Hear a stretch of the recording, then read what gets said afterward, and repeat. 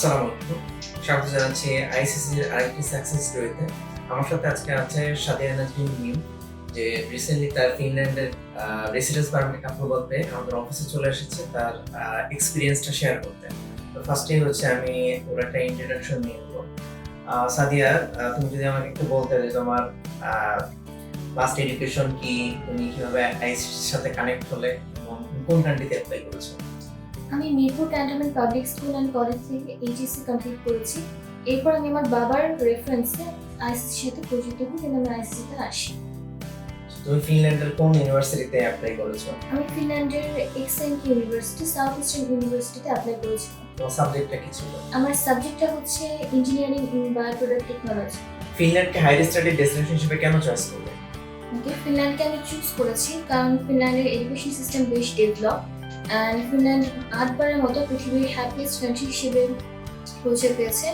And also যে peer সিস্টেমটা খুব তাড়াতাড়ি, এখানে 4 বছরের মধ্যে পিয়ার পাওয়া যায়। ওকে, ফাইন। সো আইসিসি তোমাকে তোমার অ্যাডমিশন থেকে নিয়ে ভিসা পর্যন্ত কিভাবে সাপোর্ট করেছে, যদি একটু শেয়ার করতেন? আইসিসি থেকে আমি আমার সর্বোচ্চ সাপোর্টটা পেয়েছি। ডকুমেন্ট কি ডকুমেন্ট লাগবে, কখন কি ডকুমেন্টে ভুল আছে ঠিক আছে সব কিছু নিয়ে আমি স্ট্রংভাবে সাপোর্ট পেয়েছি। তারা ডকুমেন্ট সাবমিশন নিয়ে বা ডকুমেন্টগুলো নিয়ে খুবই স্ট্রিক্ট ছিল অ্যান্ড ডকুমেন্ট সব ঠিকঠাক থাকার কারণেই আলটিমেটলি আমার রেসিডেন্স পারমিটে এসেছে। তোমার রেসিডেন্স পারমিট অ্যাপ্লিকেশন কবে তুমি সাবমিট করেছিলে নিউ দিল্লিতে গিয়ে? আমি সাবমিশন করেছিলাম 2 তারিখে, 2 জুনে। তোমার রেজাল্ট আসলো কবে? আমার রেজাল্ট এসেছে 11 জুনে। মাত্র 10 দিনের মধ্যে ফিনল্যান্ডের রেসিডেন্স পারমিট অ্যাপ্রুভাল সহ সে হচ্ছে ডিসিশন পেয়েছে। তো এটা একটা রেয়ার কেস। সঠিক ডকুমেন্টেশনের এটাই হচ্ছে একটা রেজাল্ট। ডকুমেন্টেশন যদি প্রপারলি হয়, অর্গানাইজড ওয়েতে হয়, তাহলে কিন্তু একটা ফাস্ট ভিসা ডিসিশন পাওয়া যায়, তাও হচ্ছে পজিটিভ ডিসিশন সহ।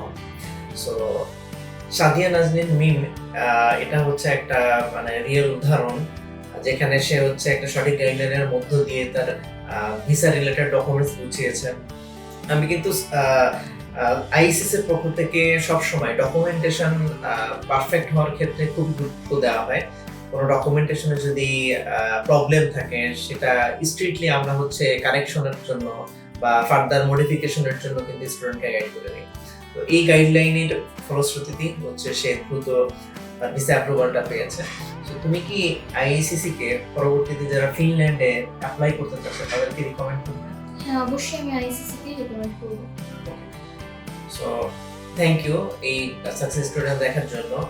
আপনারাও কেউ যদি নেক্সট ইনটেকগুলোতে ফিনল্যান্ডে ব্যাচেলর বা মাস্টার্স প্রোগ্রামে অ্যাপ্লাই করতে ইন্টারেস্টেড থাকেন, আইসিসি প্রফেশনাল গাইডলাইনগুলো করতে পারেন। Thank you.